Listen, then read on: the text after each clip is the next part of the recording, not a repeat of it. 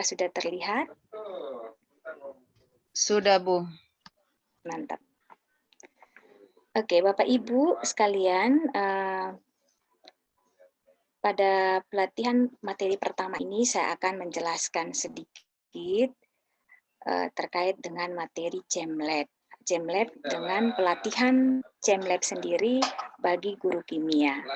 Nah, ChemLab ini adalah salah satu aplikasi yang cukup lengkap untuk menjawab permasalahan Bapak Ibu guru kimia terkait dengan praktikum kimia. Nah, masalah ini muncul seperti tadi sudah dijelaskan oleh Bapak Gusti mewakili Ketua Program Studi dan Ibu Moderator tadi, bahwa permasalahan yang muncul adalah saat pembelajaran daring kita tidak bisa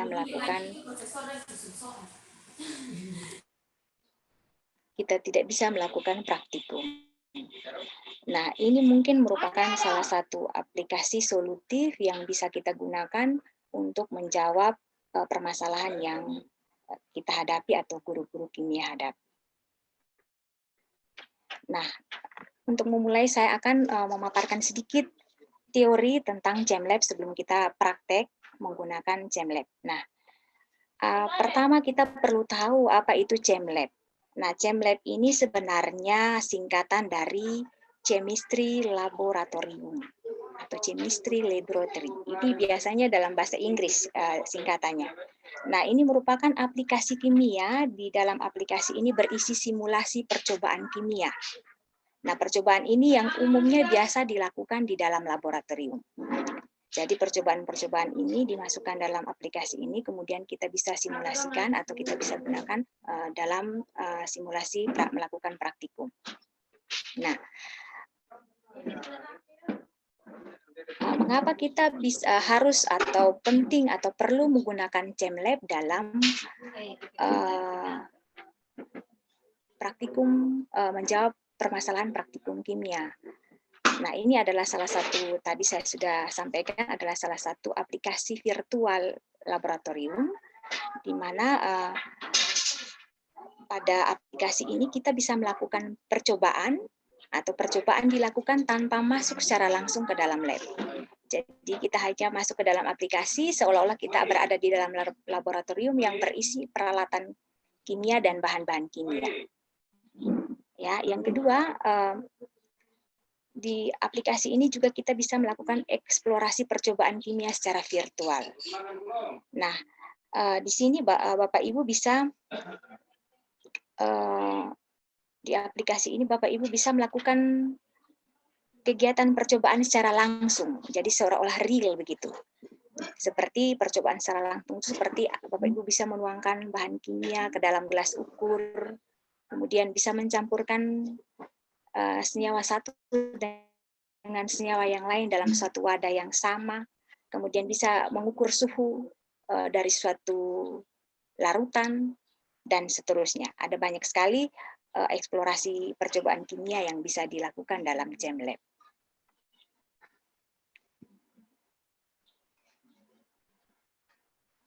Oke, yang berikut adalah keunggulan dari ChemLab. Keunggulan yang pertama itu adalah tampilan virtual pada aplikasi ini sudah sampai pada tahap 3 dimensi. Artinya bahwa tampilan ini bisa memungkinkan kita memiliki sudut pandang yang berbeda sehingga kita dapat insyaallah ya mau ya. Sehingga kita dapat melakukan segala sesuatu seolah-olah kita berada di dalam laboratorium. Ya, yang kedua, ini ChemLab sudah dilengkapi atau memiliki reagen kimia yang dapat digunakan dalam percobaan kimia. Dan yang ketiga itu adalah alat-alat laboratorium ini aman dan tidak berisiko.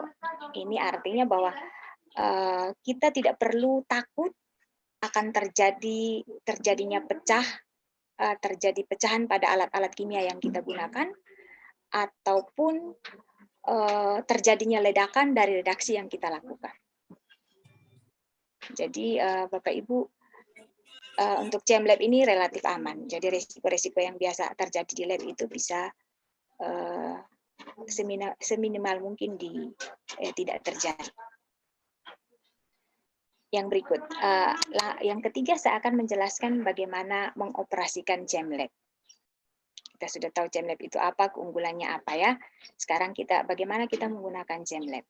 Nah, untuk menggunakan JamLab, yang pertama itu Bapak Ibu harus install aplikasi JamLab ini. Yang di aplikasi JamLab saya sudah pada tipe atau pada level 2.5.1, tapi mungkin sekarang sudah lebih naik 2.6 ya. Jadi nanti Bapak Ibu install aplikasi JamLab ini. Nah, pastinya sebelum install harus punya soft copy dari aplikasi ini. Bapak Ibu bisa download secara gratis di di Google. Ya, nanti saya berikan alamatnya. Kemudian setelah Bapak Ibu aplikasi, klik ikon JamLab pada desktop. Ya, setelah klik ikon JamLab pada desktop nanti akan muncul tampilan awal seperti ini. Ya, ketika tampilan awal seperti ini, Bapak Ibu tinggal mengklik I agree yang bagian ini.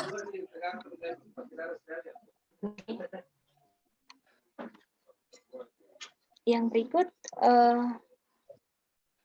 setelah itu Bapak Ibu tunggu sesaat akan muncul menu tentang tips dalam menggunakan JamLab. Jadi Bapak Ibu bisa membaca menu tips ini dengan mengklik next sampai selesai close.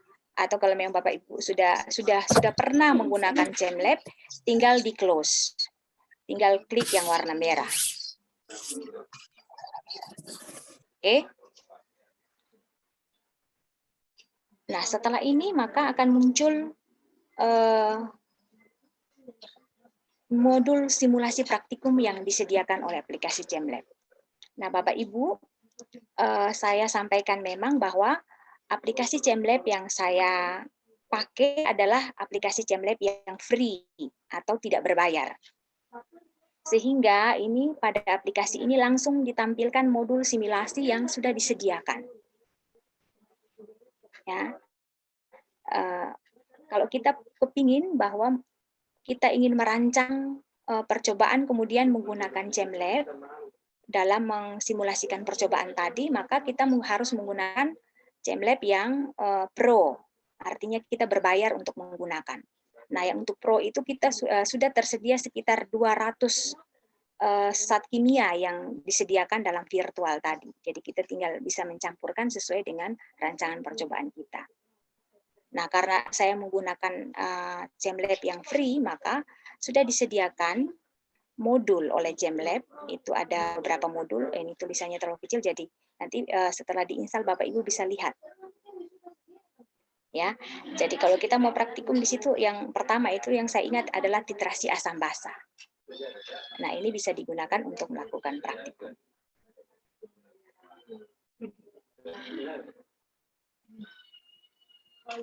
Oke, setelah muncul ini kita dapat memilih salah satu modul simulasi praktikum untuk melakukan percobaan. Nah, kita tinggal klik ya Bapak Ibu, misalnya pengen titrasi, maka klik yang ini maka akan muncul.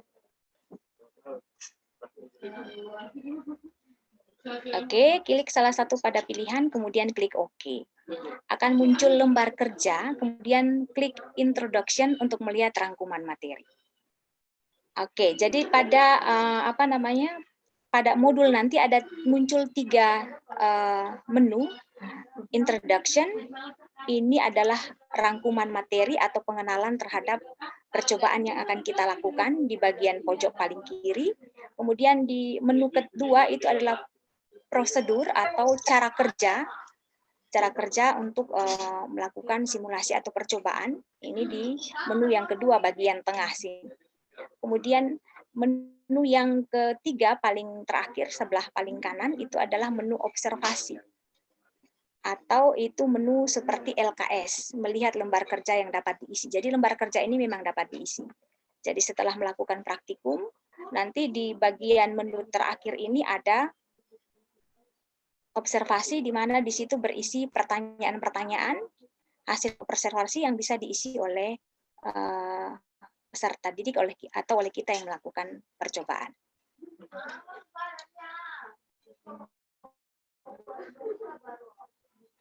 Oke, ini sedikit nanti kita latihan, hanya ini saya jelaskan secara teori. Ini penggunaan menu dalam JamLab. Jadi ada beberapa menu di atas ini, Bapak Ibu. Di atas ini adalah daftar menu-menu atau apa yang bisa kita gunakan untuk melakukan percobaan. Contoh yang pertama, kita ingin menggambar beker dan mengisinya dengan larutan. Maka kita bisa mengklik di sini salah satu ikonnya yang bergambar beker, atau kita bisa klik salah satu menu di sini yang namanya equipment. Equipment atau peralatan ini ada berbagai jenis peralatan yang bisa kita gunakan dalam percobaan kimia. Nah, kalau di sini dia langsung standar beker misalnya 100 ml. Kalau yang di equipment ini kita bisa pilih bekernya volumenya berapa. Ada beberapa pilihan di sini yang bisa kita pilih, kita gunakan.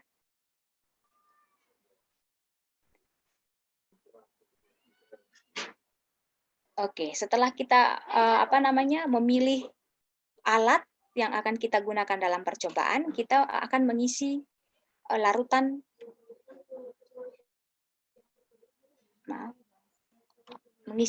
dalam beker. Nah, larutan tersebut mau isi larutan kimianya apa, volumenya berapa. Maka ada beberapa cara. Cara pertama bisa kita klik kanan pada glass beker yang muncul pada lembar kerja. Kemudian akan tampil menu-menu, kita pilih chemical. Nanti akan tampil jendela, klik add chemical, dan akan muncul jendela chemical, kita pilih larutan apa atau zat senyawa kimia apa yang ingin kita masukkan ke dalam glass beker tadi. Ya, mungkin kalau saya jelaskan dengan kata-kata, Bapak Ibu yang belum pernah menggunakan JamLab pastinya bingung, ini bagaimana langkah-langkah menggunakan hanya dengan menjelaskan seperti ini. Oke, karena itu maka saya akan coba simulasikan penggunaan JamLab untuk satu percobaan pada modul yang sudah disiapkan.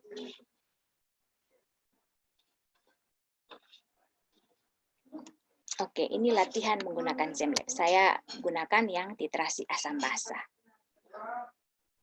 Oke, ini karena saya sudah install, maka dia muncul. Oke, ini tampilan awalnya, Bapak Ibu, seperti tadi yang di penjelasan saya. Kita klik I agree, tunggu sesaat. Oke, ini tips yang tadi saya jelaskan. Kita close saja ya, biar langsung. Nah, ini langsung muncul ada beberapa percobaan yang bisa kita pakai. Kita coba yang pertama, yaitu titrasi asam basa. Halo Ibu Lolita, selamat pagi. Selamat pagi Pak Dirman. Enggak kelihatan Bu. Maaf. Nah, masih PPT-nya yang kelihatan, yang belum. Oke, baik Pak. Saya stop share dulu.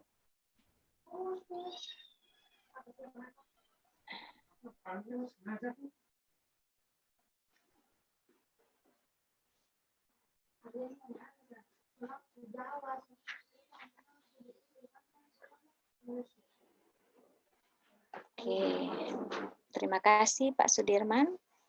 Saya buka kembali ya.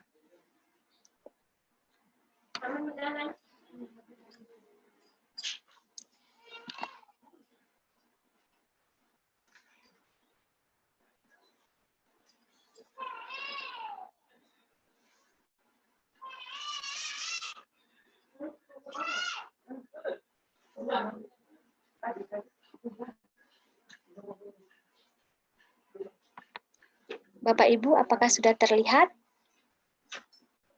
Sudah, Ibu. Ya, sudah Bu, sudah. Iya. Oke. Ini adalah menu awal ketika saya klik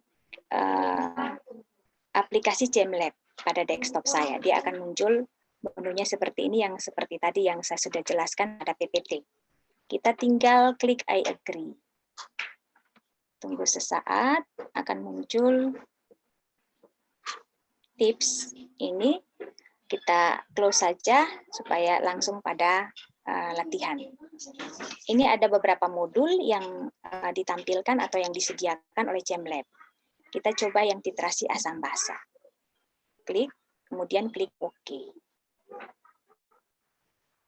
Ya, ini tadi saya katakan bahwa ini ada introduction atau ringkasan pengenalan terhadap literasi asam basa. Semua dalam JamLab ini berbahasa Inggris, Bapak Ibu. Jadi karena kita guru kimia, tentunya bahasa Inggris dalam konteks kimia bisa kita pahami sedikit-sedikit.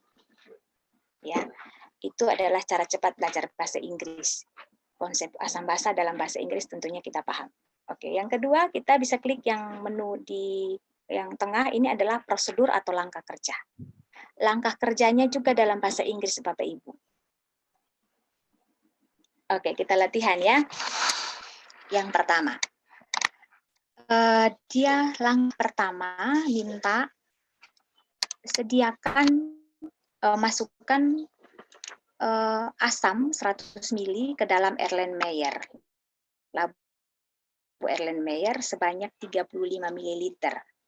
Asamnya HCl 2 molar. Nah, langkah pertama kita klik equipment yang ini. Ini ada menu-menu langsung yang bisa kita pilih. Kita pakai saja yang langkah panjangnya biar Bapak Ibu bisa mengenal lebih banyak. Oke, klik equipment, kemudian muncul di sini dia minta Erlenmeyer. Erlenmeyer 100 ml. Ada muncul ya Bapak Ibu, kelihatan. Kita klik akan muncul Erlenmeyer-nya. Nah, Erlenmeyer-nya ini bisa kita pindahkan ke bawah, ke samping, terserah. Oke, setelah itu kita masukkan larutan asam, HCl, asam klorida. Nah, sebelum masukkan kita blok dulu istilahnya di blok atau di klik dulu Erlenmeyer-nya. Ada dua cara. Kita bisa klik kanan atau kita klik yang chemical di sebelah equipment, menu di sebelah equipment, kita pilih all chemical. Nah, di sini ada beberapa pilihan, kita pilih, diminta memasukkan HCl, maka kita masukkan HCl. Setelah itu kita pilih nih, minta masukkan berapa mili, 35 mili. Kita ketik 35 mili, 35 mililiter. Oke, kita pilih yang mana? Mau masukkan di yang baru, kita pilihnya masukkan ke Erlenmeyer yang sudah kita siapkan. 100 ml. Oke, klik OK. Sudah muncul ada di dalam gelas Erlenmeyer ini ada larutan HCl yang nampak. Ya, langkah pertama sudah kita selesaikan. Langkah kedua kita diminta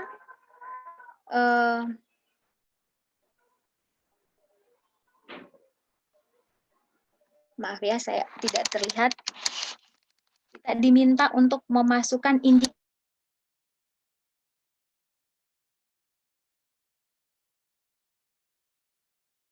Bisa klik kanan, langkah cara yang lain, kita pilih indicators di sini. Ada beberapa pilihan, jendelanya muncul beberapa pilihan, kita pilih indikator.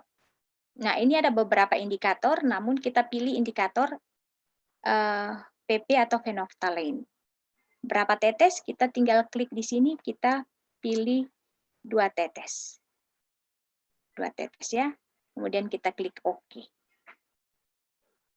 Nah, larutan ini sudah mengandung HCl dengan indikator tadi.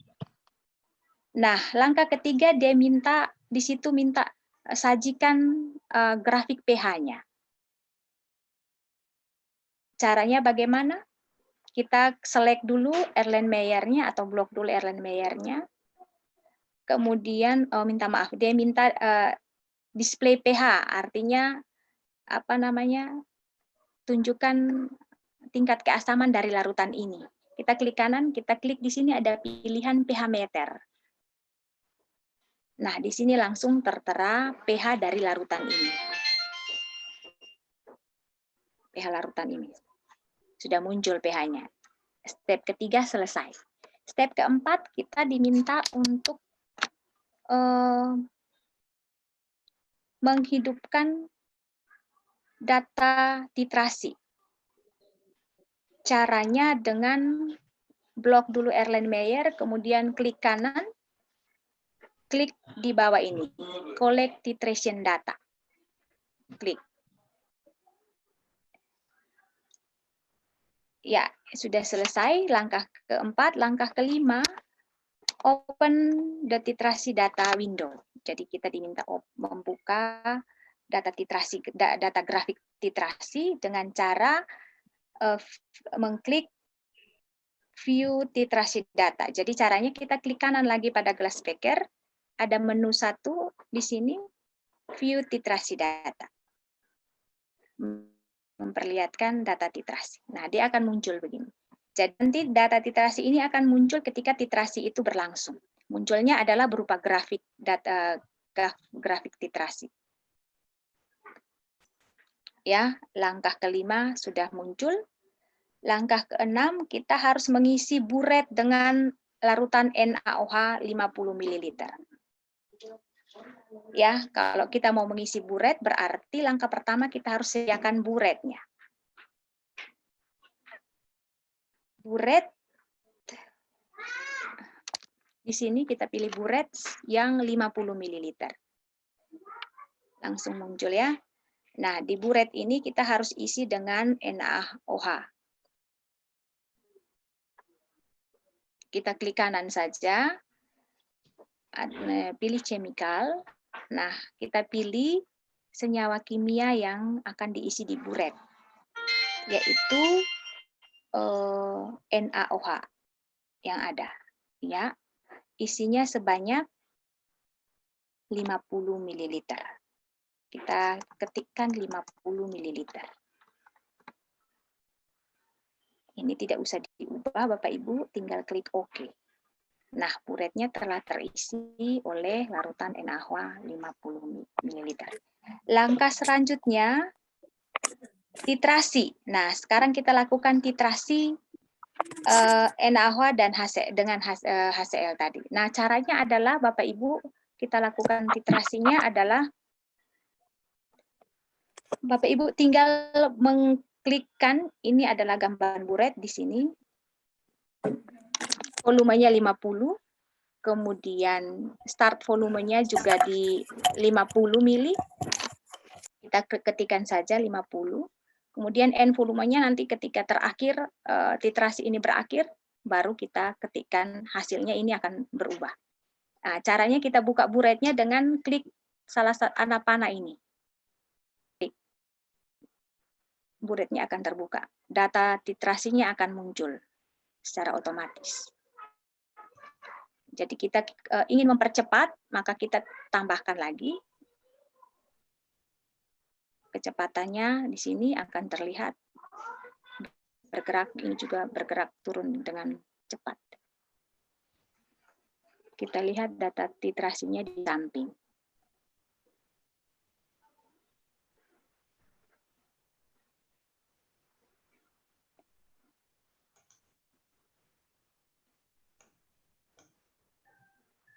Oke, kita menunggu Bapak Ibu sampai kalau kita ingin menutup, kita klik yang memperkecil putaran dari buret, kita klik yang panah di sebelah kirinya. Ya, Bapak Ibu. Hanya ini kita bisa kira-kira berapa mililiter NaOH yang dibutuhkan untuk mentitrasi larutan HCl. Dia mulai naik grafiknya, berarti sedikit lagi mencapai titik akhir titrasi.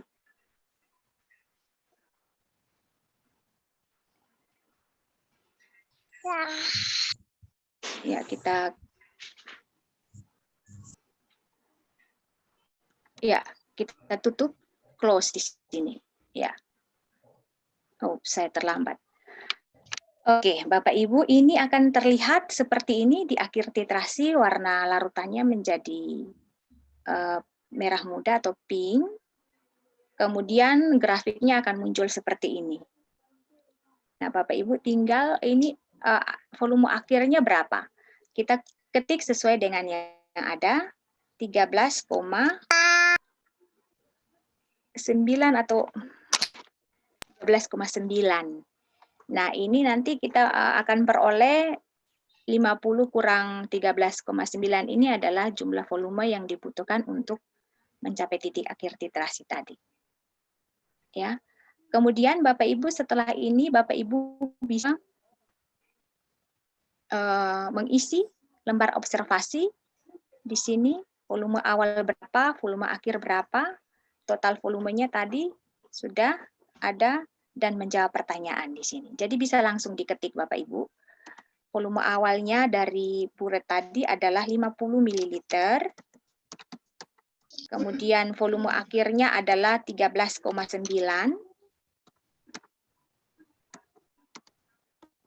ml. Kemudian total volume untuk mencapai itu berapa? 35.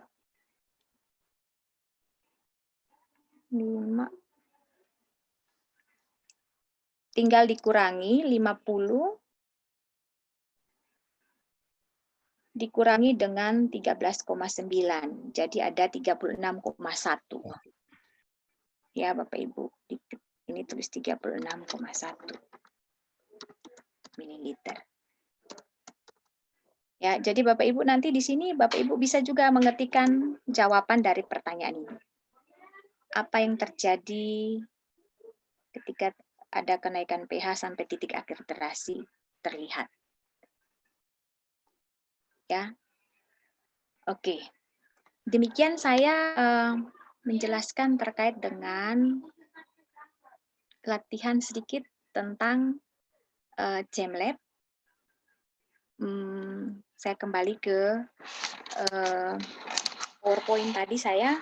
Sebenarnya ini sudah terakhir dari pelatihan. Jadi modul-modul yang sisanya itu adalah tugas dari Bapak Ibu untuk berlatih di rumah.